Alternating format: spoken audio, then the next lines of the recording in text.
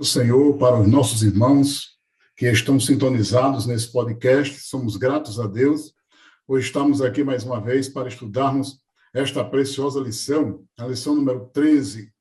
E aqui eu estou juntamente com o presbítero Júlio, que está em função pastoral, fazendo a obra do Senhor, ali no Catunda, aqui vinculado ao Campo de Currais Novos. Então, as nossas saudações a todos os superintendentes, professores, obreiros, obreiras, os que fazem a obra de Deus com alegria. A todos os jovens que estão, mais uma vez, na pesquisa, no estudo da palavra. Então, as nossas saudações, bênção do Senhor. Pastor Túlio, também aí dando as suas saudações iniciais. Paz do Senhor, evangelista Souza, como assim também todos os professores, superintendentes de escola dominicais e alunos que terão também acesso a esta aula, que certamente será um subsídio para assim aprimorar e ampliar o seu conhecimento na palavra de Deus. Trata-se de uma lição fundamental para desenvolvermos essa consciência a respeito do serviço. Então, que ao longo desta lição, vocês possam serem edificados pelo poder da palavra de Deus. Amém. Então, graças a Deus, o tema da nossa lição hoje é o que eu posso fazer por minha igreja. E a leitura bíblica em classe está no Evangelho segundo escreveu São Mateus, capítulo 20, versículos 20 ao 28. Então, eu vou ler alguns versículos da palavra do Senhor que diz assim, Mateus 20, versículo 20. Então se aproximou dele a mãe dos filhos de Zebedeu, com seus filhos, adorando-o e fazendo-lhe um pedido.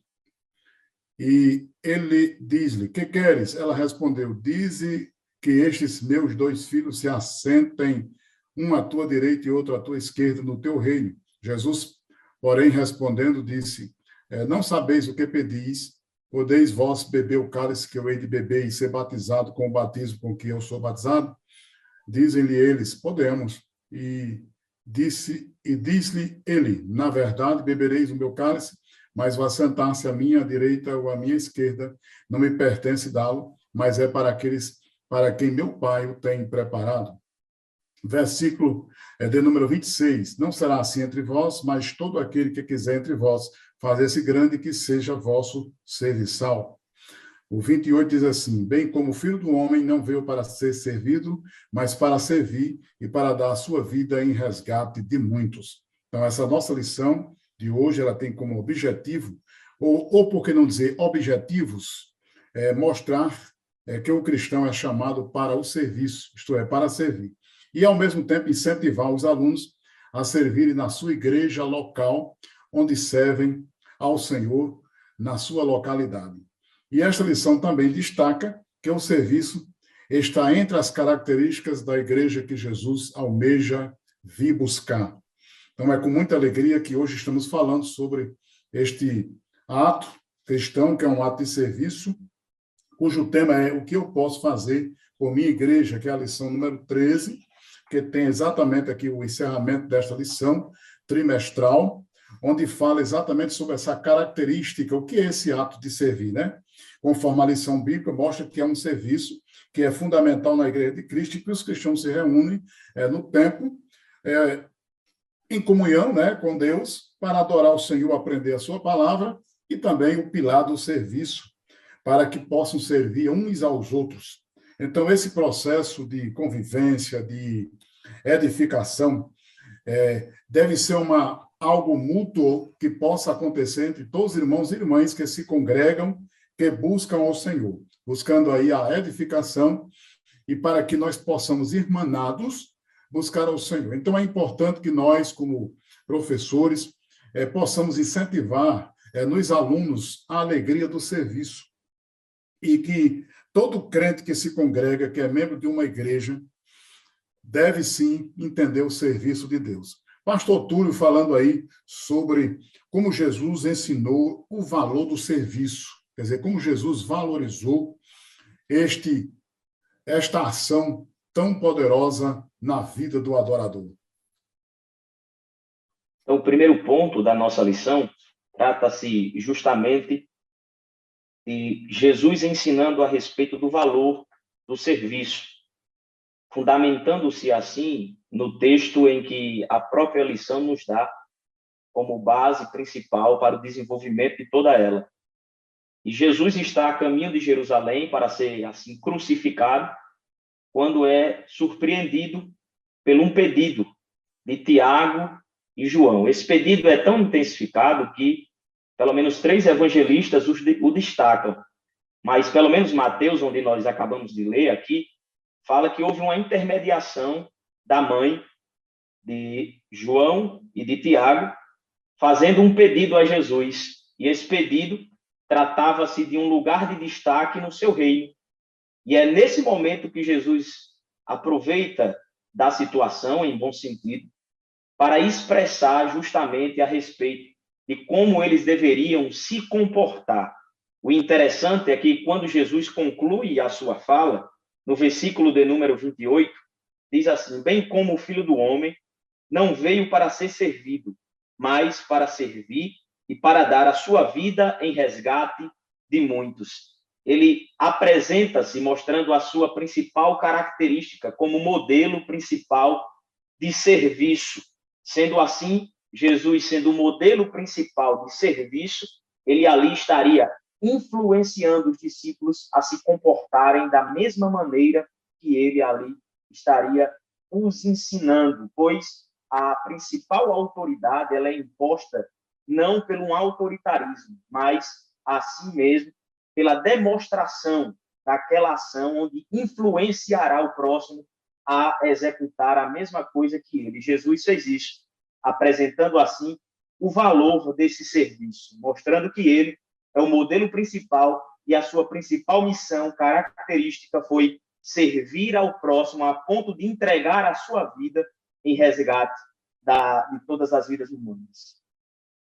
E é interessante, né, pastor Túlio, que aqui nós temos, ao mesmo tempo que Jesus elegantemente falava sobre a natureza desta adoração e do serviço, Jesus também repreendia aquele desejo que ele mesmo reprova nas palavras, né, quando ele expõe, né? Porque aquela exposição que a mãe fez em relação aos filhos, ou para os seus filhos, com certeza, certamente, houve a concordância dos dois, porque se ele não tivesse concordado, eles teriam dizer: não, mãe, não vá fazer esse pedido ao Senhor, porque ele tem nos ensinado o valor do serviço. Porém, dá a entender que eles também concordaram, né? Então, se eles concordaram, então eles deveriam receber, sim, a repreensão de Jesus. E Jesus mostra realmente qual é o real sentido do serviço. Não é a gente querer cargo ou posição ou destaque no reino para nós recebermos glória. Mas Jesus quis mostrar aí que ele mesmo, como Filho de Deus, como Filho do homem, ele veio para demonstrar e realizar o serviço do Senhor. Por isso que ele termina, como você falou aí, como o pastor falou, bem como o Filho do homem não veio para ser servido, mas para servir e dar a sua vida em resgate de muitos. Quer dizer, Jesus aqui está mostrando o verdadeiro e real sentido do serviço. É que você tem que estar com o coração aberto para servir, e não estar com o coração pensando em adoração ou reverência ou alguma coisa. É o que muitos chamam de as mesmas atitudes de Amã, né? Amã achava que as coisas deveriam girar em torno dele, e assim foi a sua própria ruína. E quantas outras pessoas, elas muitas vezes não são arrogantes em determinadas atitudes, mas se tornam arrogantes na hora que desejam destaque e posição simplesmente para serem glorificados. Então, a glória pertence a Deus, ao Senhor e à sua obra. E Jesus ensina-nos este grande valor. Então, é por isso que Jesus leva exatamente para a intenção do coração. A Bíblia realmente demonstra que Jesus conhecia o que estava no coração. Então, é isso aí, essa apresentação. O interessante, evangelista Souza, é que geralmente as pessoas utilizam-se de posições de destaque para operar influência sobre outras pessoas a fim de mandar sobre elas. E o reino de Deus contrapõe isso, pois a grandeza da autoridade do reino de Deus não é medida por você mandar em outras pessoas, mas a grandeza do reino de Deus, ela é reconhecida pela atitude do serviço, de servir aos outros, de servir ao próximo. E isso é um destacamento muito sublime a respeito do reino de Deus e do serviço, que é um princípio de adoração. Verdade. E a gente tem que deixar claro que não é errado você querer ocupar uma determinada posição no reino da igreja. Mas o que Jesus mostra aí que são as intenções, né? Jesus ele dá uma lição das intenções dos corações. Quer dizer, não há problema nenhum que você deseje fazer algo no reino, que você possa até desejar o episcopado, que você possa desejar o ministério, que você possa desejar até mesmo uma posição na igreja. Eu não creio que seja esse o objetivo dessa lição, para dizer assim, não, agora eu não vou desejar mais nada, porque a mãe dos filhos de Zebedeu desejou e Jesus repreendeu. Não, Jesus aqui ele está mostrando que o verdadeiro serviço não é você querer destaque pelo destaque. Não é você querer destaque no reino, simplesmente como foi a razão ou a intenção que Jesus leu no coração da mãe e até mesmo dos seus discípulos, né? Que estavam ali concordando com a sua própria mãe. Não é problema nenhum, até porque Paulo diz que quem deseja o episcopado, excelente obra deseja, mas pode ver que lá tem vários requisitos. Então, para servir no reino de Deus, a gente pode até desejar, mas a gente tem que estar ocupado sempre com o objetivo da adoração. Com certeza é essa a missão. Filipenses, uma referência bíblica, Filipenses, capítulo 2, versículo 3, o apóstolo Paulo diz assim: nada façais por contenda ou por vanglória, mas por humildade. Cada um considere o outro superior a si mesmo.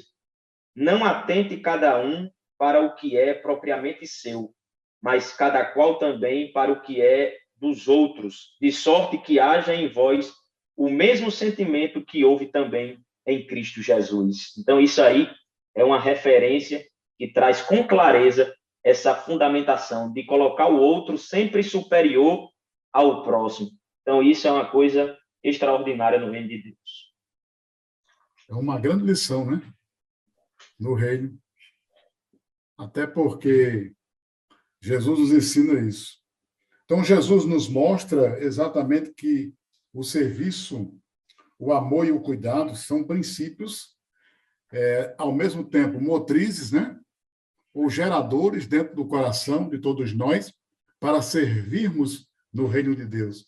E isto é muito importante, porque em vez de nós querermos posições privilegiadas no sentido das glórias humanas, devemos sim buscar a glória de Deus.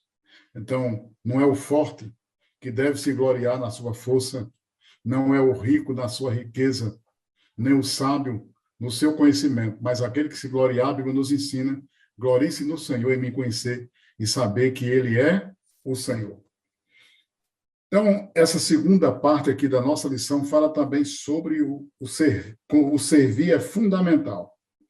Então, pode tecer aí alguns comentários, Pastor Júlio, sobre essa fundamentação tão forte que é o serviço? Então, quando a gente trata a respeito do serviço, nesse segundo ponto, que fala que o serviço é fundamental. Quando a gente enxergamos a palavra fundamental, a gente enxerga e percebe que é algo que fundamenta a vida cristã. Então, é impossível a gente enxergar um cristão sem que ele exerça essa característica de servir. Isso é notório na vida de todos aqueles, não só na igreja, mas também esse serviço está tão intrínseco na vida daqueles cristãos que acaba também se transferindo na esfera social, no trabalho, no meio da sociedade. Ele tem prazer em servir o próximo, e isso são características que norteiam e fundamentam a própria vida de todos aqueles que estão em Cristo Jesus. Mas há um passo interessante para aqueles que querem se envolver com o serviço a Deus. E um passo interessante que é destacado aqui na lição é que todos aqueles que querem servir a Deus, ter comunhão com Deus, é se necessário também ter comunhão com a igreja local. É impossível alguém exercer esse serviço de forma isolada ou de forma até mesmo distanciada da noiva do Cordeiro. Então, o passo para que a gente possa operar esse serviço é estar em comunhão com a Igreja de Cristo. É tanto que o escritor aos Hebreus, no capítulo 10 e versículo 25, ele aconselha aos crentes que haviam abraçado o cristianismo, que estavam querendo assim voltar às práticas do judaísmo, e ele diz: não deixe a vossa congregação como é de costume de alguns. Se ele diz que é costume de alguns, é porque havia certamente essa inclinação por deixar a congregação. Então, hoje há um fenômeno aí da pós-modernidade conhecido por desigrejados. Pessoas que assimilam a ideia de que é possível servir, é possível ser crente sem estar inserido no corpo. E o membro fora do corpo, ele não tem nenhuma utilidade a não ser apodrecer e não servir mais para utilidades. O membro, ele tem utilidades quando ele está inserido assim no corpo, onde tem por cabeça o próprio Cristo. Então, esse serviço tem por passo primordial nós estarmos inseridos no corpo de Cristo, com comunhão com a Igreja de Deus. Então, é um passo fundamental para nós podermos servir a Igreja de Cristo e ser também assim reconhecidos como servos. Verdade, o serviço ele tem essa referência, e essa referência também está nas páginas, né, da Bíblia, principalmente em Atos Apóstolos, onde aqui a exposição da lição nos mostra o serviço está presente na igreja primitiva, através do serviço do diaconato, das pessoas e das mulheres que serviam ao Senhor. Também o serviço que está na vida dos cristãos, como nós temos essa demonstração em Atos 9, 36, conforme nos atesta a lição, onde os apóstolos falam sobre os irmãos que serviam uns aos outros, de sorte quando Paulo escreve aos romanos, aos gálatas, aos hebreus, ele fala exatamente sobre este aspecto, e fica claro realmente, sim, que o passo principal é se envolver no serviço de Deus. Então, na hora que nós aceitamos a Jesus, nós temos um compromisso com os céus, como adorador, porque nós somos adoradores, mas também nós temos um compromisso, conforme aí o pastor Túlio falou, com aquela igreja local, aquela igreja em que nós nos congregamos, é o nosso ponto referencial institucional. Alguém pode até dizer assim, eu posso ser fiel, posso ser crente, ser uma igreja.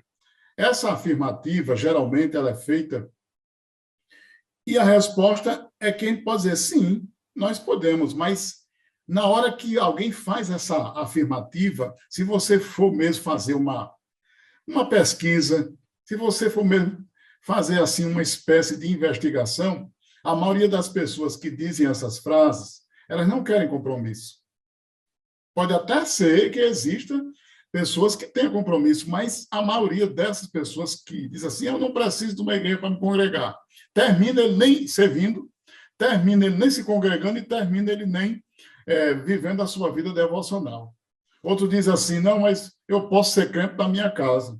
Já notou também que a maioria dos que diz assim, eu posso ser crente da minha casa? A maioria está diagnosticado com um problema em que ele não se submete a determinada autoridade e ele acha que aquela autoridade não deve estar sobre ele, e termina ele dizendo que vai ser crente em casa. Ele termina nem ele adorando a ninguém na casa dele, nem ele servindo a Deus. Pode observar que é. Então, é por isso que é reforçado aí, dizendo que não deixando a nossa congregação, como é costume de alguns. Por quê? Porque na hora que a gente deixa a nossa congregação, na hora que a gente deixa de se congregar, lógico que aquelas raízes da irmandade, da afetividade, da empatia, aquelas raízes em que nós devemos estar em amor, em comunhão, elas se quebram. Ou talvez já estejam quebradas, né? Na hora que a gente deixa de se congregar. E se fosse assim, nós não teríamos registros na Bíblia sobre localidades em que o evangelho se estabeleceu. Então qual seria o esforço do apóstolo Paulo em que ele estabelecia o trabalho do Senhor naquelas cidades, onde ali ficavam vários irmãos reunidos? Ali não é uma igreja? Mas essa igreja, essa instituição, elas estão comprometidas, diz assim, com muitas coisas erradas. Mas o que é que ele Mas o que é que ele entende por coisas erradas nesse conceito quando ele abandona a sua congregação? Então, a sua congregação é um referencial. Realmente, hoje, na era da graça, Deus tem feito através da sua igreja. E a sua igreja é sim, ou a minha igreja é nossa, ou a igreja que a pessoa se congrega lá e que serve a Deus com fidelidade, ela é sim o referencial para nós desenvolvermos o trabalho cristão. Até porque, Então, esse é um irmão compromisso Souza, elementar. uma coisa importante é que se eu rejeito servir a minha igreja local e apenas viso servir a outras igrejas, até mesmo a outras congregações, eu não estou servindo, mas eu estou querendo me promover, utilizando apenas a minha congregação como uma espécie de plataforma. E isso já quebra um princípio de serviço, porque quando a gente enxerga a congregação local, certamente é ela que vai potencializar o meu serviço.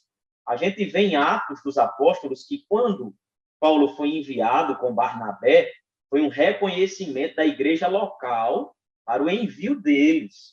Então, não foi algo que foi gerado e decidido por Paulo e Barnabé ali de maneira imediata, não. Certamente eles foram chamados por Deus, mas a evidência desse chamado foi reconhecida pela igreja local ali, inserida em Antioquia.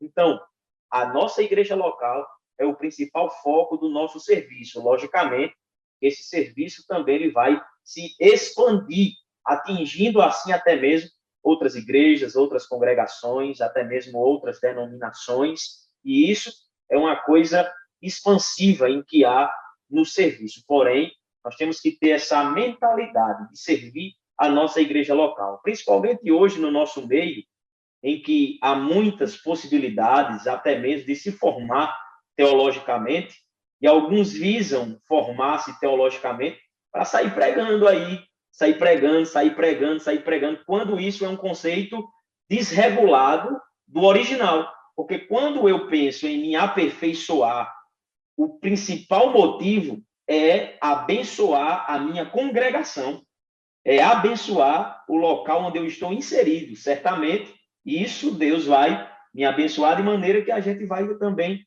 compartilhar em demais lugares. Mas a principal fundamentação, quando eu me capacito em algo, é abençoar a minha igreja local com o meu serviço. E isso, ele deve ser um modelo principal que fundamentará a nossa mente de serviço. Tendo em vista também que uma segunda coisa a ser destacada aqui, a respeito de servir, é fundamental, de que servir trata-se de um ato de adoração. Algumas pessoas pensam que servir, adorar a Deus, é apenas louvar, é apenas pregar. Mas quando a gente vai para o Antigo Testamento, a gente vai perceber que aquilo que os levitas faziam de maneira pesada, até mesmo carregando os utensílios do templo, desmontando o tabernáculo, conduzindo o tabernáculo móvel, havia ali especificações para cada classe, os meraritas, os coatitas, cada um tinha ali uma função específica. Ali era uma forma deles adorarem a Deus com o seu serviço. E isso a gente tem que conceituar. Servir a Deus é adorá-lo. Deus nos sente no nosso serviço, na nossa forma de lidar com essa fundamentação na vida cristã.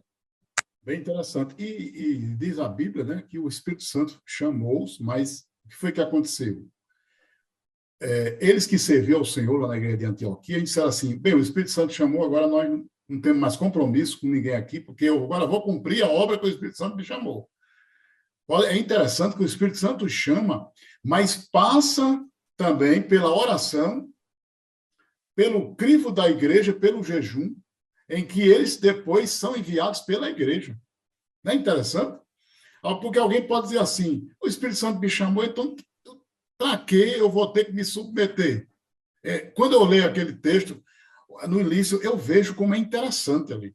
Porque muitas pessoas usam, o Espírito Santo falou comigo, então não deu satisfação a mais ninguém. É o contrário. Se o Espírito Santo chama, o Espírito Santo, ele vai exatamente usar a sua igreja através dos homens e mulheres de Deus para que esta pessoa seja devidamente reconhecida para ser um missionário ou fazer aquela determinada obra. Mas existe um conceito errôneo de muitas pessoas. Não, o Espírito Santo falou comigo, então não quero mais, não tem para que eu querer mais que pastor ou autoridade venha sobre mim para dizer que eu tenho que fazer. Isso é arrogância. Isso é arrogância. Pode ver que o Espírito Santo o chama, mas o que a igreja faz? Ora, jejua, impõe as mãos e depois é que os envia. Mas eles poderiam dizer, não, o Espírito Santo chamou, porque para que mais isso? Eles estavam submissos à sua igreja ali. Então, esta lição ela tem essa profundidade. O serviço, temos este dever de mostrar para os alunos da escola bíblica a importância do princípio da submissão. Porque tem diz assim, não, o Espírito Santo não falou comigo, então não tem para que fazer essa obra. Porque para ele o Espírito Santo só é referencial naquilo que ele acha ou que ele pensa. E tem pessoas que às vezes assim, às vezes você repassa uma orientação bíblica, o Espírito Santo não falou comigo, eu não vou lhe atender, não. Quer dizer, porque ele acha que o Espírito Santo é exclusivo para falar com ele naquilo que ele concorda. E nunca naquilo que alguém possa lhe orientar. A gente não se depara com gente assim, ou com pessoas assim, e às vezes elas estão fazendo isso, às vezes não é nem porque estão mal intencionadas, é porque elas têm um conceito errado acerca da obra do Espírito Santo. Eu não acho nem que é má fé, Túlio. Eu não estou nem colocando aqui os que agem de má fé. Eu estou colocando aqueles que têm um conceito errado mesmo sobre a obra do Espírito Santo e o serviço. E é bem interessante porque aqui nós somos exortados e devemos também mostrar que o projeto de Deus é que os irmãos vivem em comunhão, edificando uns aos outros, conforme a lição nos mostra, para que todos possam ser fortalecidos. Por isso que Jesus diz em Mateus 23:11, o maior entre vós deverá ser servo. Quer dizer, aquele que Jesus diz assim, o maior entre vós deverá ser servo. Por quê? Porque aqui já quebra o autoritarismo, aqui quebra a arrogância, aqui quebra a soberba. E diz lá em João 12:26, né? Quem me serve precisa seguir-me. E onde eu estou, meu servo também estará. Aquele que me serve, meu Pai o honrará. João, Evangelho segundo escreveu São João, capítulo 12, o versículo de número 26, né? Então, veja que Jesus os chamou e disse, vocês sabem que aqueles que são considerados governantes das nações dominam essas pessoas. E as pessoas importantes exercem poder sobre elas, não é assim? O poder não será assim entre vós. Ao contrário, Jesus quis mostrar. Quem quiser tornar-se importante entre vós deverá ser servo. Veja a diferença no reino de Deus. E quem quiser ser o primeiro, Jesus disse, deverá ser escravo de todos. Pois nem mesmo o Filho do Homem veio para ser servido, né? Mas para servir e dar a sua vida em resgate de muitos. Veja que lição Jesus nos fala aí. Como nós podemos servir? Como nós podemos servir? É o item 3 aqui da nossa lição. Como posso servir? Então, aqui nós temos muitas e boas diretrizes para o serviço cristão. Pode tecer esse comentário aí. Então, o terceiro ponto da nossa lição trata-se justamente, inicialmente, de uma pergunta. Como posso servir? Essa pergunta, logicamente, tem norteado a mentalidade, principalmente, de muitos jovens. E é importante também os professores intensificarem a respeito dessa pergunta, a ponto de trazer um clareamento na mente dos alunos para mostrarem a eles a excelência do serviço e a diversificação dessa atitude no próprio seio da igreja.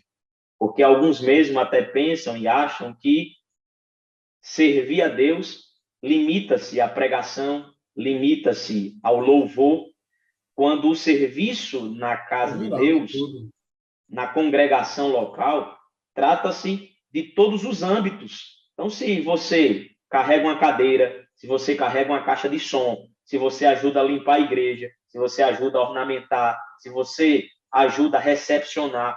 Todas essas funções são atos de serviço e você deve fazer com excelência. Não limita-se apenas em pregar e cantar. Algumas pessoas olham apenas para essas duas coisas como funções de destaque, né? Pelo camarada tá ali na frente, no púlpito, com o microfone, mas eu acredito que é tão excelente o porteiro receber e recepcionar quanto aquele também que prega a mensagem. Então, é um conjunto e a obra de Deus ela é completa com relação a essas coisas. É importante aqui que Atos, capítulo de número 6, quando há aquela confusão a respeito das mesas ali, e ele vai fazer a separação dos diáconos para servir, eles utilizam uma importante expressão, dizendo assim no versículo de número 3, na parte B, ele diz assim, aos quais constituamos sobre estes importante negócio.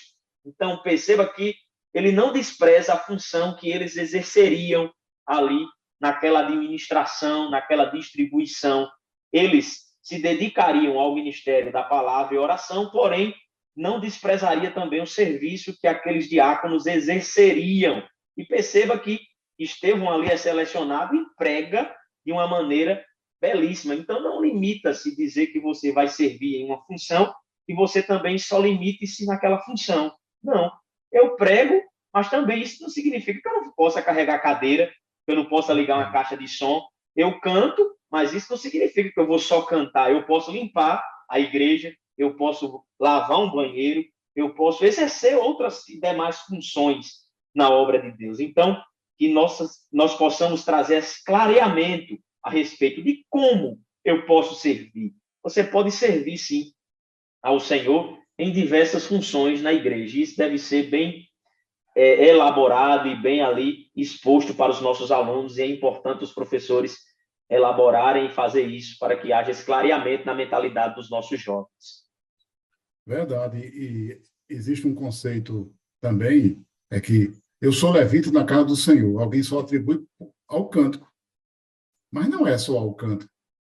O levita, ele desempenha um trabalho não só musical, mas os levitas desempenhavam várias atividades na obra.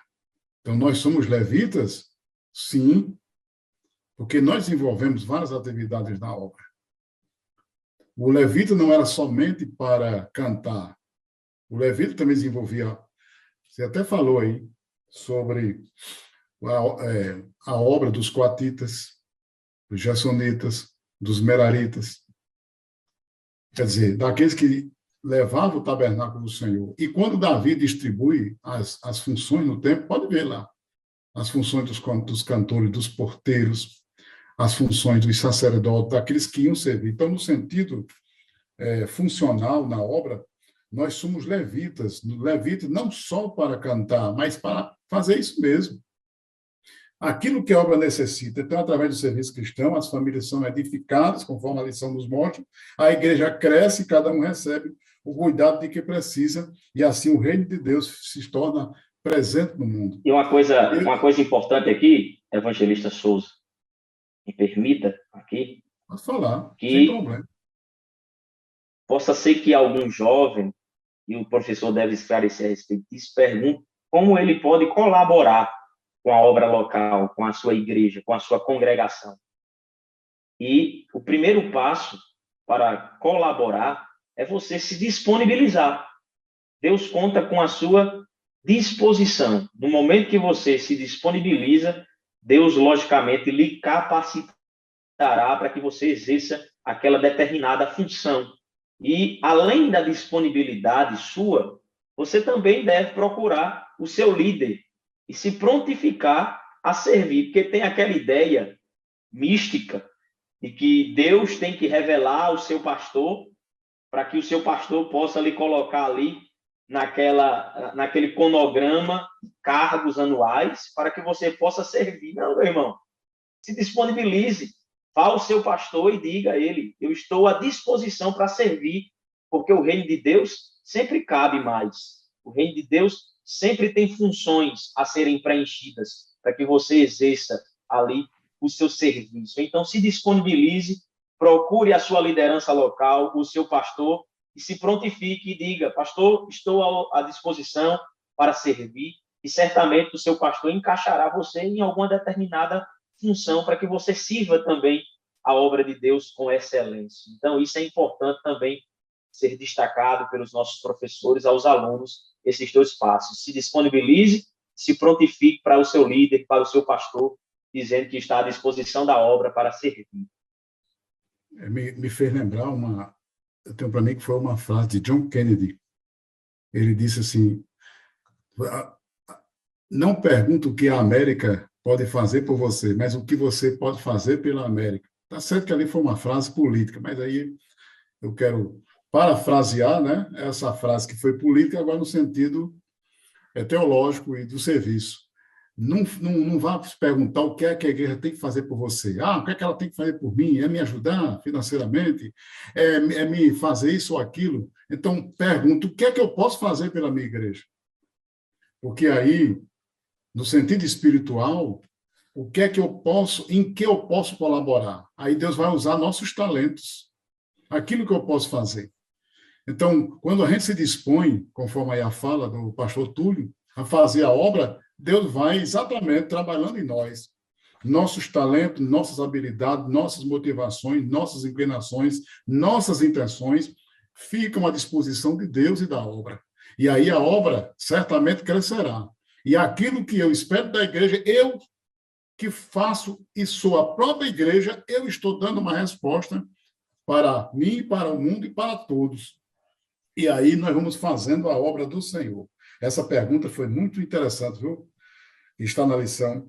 O que eu posso fazer em minha igreja? Aí é exatamente isso. Então, é o nosso coração aberto, estarmos disponíveis. E depois, o que é que a gente pode fazer? Então, quem tem aquele talento para desenvolver a obra musical, faz a obra musical. Quem tem aquele talento para a obra manual, faz a obra manual. Quem tem aquele talento para determinados serviços que a igreja sempre executa, vai realizando. Então, quantas pessoas Deus tem usado para o serviço, né? E a igreja é esse campo aberto, é essa seara do Senhor, onde os trabalhadores, eles sempre, os adoradores, os trabalhadores da seara, os adoradores do Senhor estão sempre prontos. Então, é possível que nós possamos servir a Deus em cada departamento, naquilo que Deus nos usa, naquilo que Deus nos habilita e naquilo que a gente desenvolve. E, ao mesmo tempo, Ele vai nos capacitando, conforme foi falado aí, visando a obra do Senhor. Então, queremos já, com alegria aqui, fazer uma conclusão dessa lição. E, nessa conclusão, eu quero aproveitar o item 4. A gente quer concluir aproveitando o item 4. A igreja que Cristo vem buscar. Que igreja é esta? Qual é a igreja que Jesus vem buscar? Qual é a igreja que Jesus está interessado em vir levar, ou levá-la para a glória? Aí, pastor Túlio, a igreja que Cristo vem buscar, qual é? Que perfil? Que ação ela desenvolve? Qual a sua conduta? Qual é a sua verdadeira intenção? Qual a sua adoração? Então, a igreja que Cristo vem buscar, vem arrebatar, trata-se de um grupo de fiéis comprometidos. E esse comprometimento aqui é uma tríade de obediência à sua palavra, de comprometimento com Cristo e de serviço ao próximo. Então, essa tríade fundamenta-se bem aquilo que Cristo vem realmente buscar. A igreja que Cristo vem buscar é um grupo de cristãos comprometidos com Ele, com a sua palavra e com o próximo. Essa tríade, ela dinamiza bem a igreja que realmente Cristo vem buscar. Amém. Então, já estamos aqui encerrando com exatamente esse top 4, onde a igreja que Jesus vem buscar é isso mesmo, é aquela igreja que tem compromisso, que é fiel ao Senhor, que o pastor Tulei falou nessa tríade, que está servindo a Deus com fidelidade e que está servindo. Esta é a igreja que está pronta. Esta é a igreja que está sendo preparada. E esta é a igreja que espera. Então, o tempo presente é o momento certo para nós servirmos ao Senhor. É tempo de buscar ao Senhor. Então, já é o momento de nós despertarmos em nós o desejo de servir com alegria. Sabemos que Ele é Deus, foi Ele, não nós, que nos fez povo seu e ovelha do seu pasto. Então, que nós possamos servir a Deus como aqueles que realmente têm disposição. E o professor pode levar esta mensagem aos seus alunos e alunas na classe juvenil, mostrando a disposição àqueles que devem servir ao Senhor. Com muita bênção, alegria do Senhor, nós somos gratos e, com certeza, na bênção de Deus, estaremos sempre falando das coisas maravilhosas daquele que tudo pode. Então, bênção do Senhor, a bênção de Deus em nosso coração.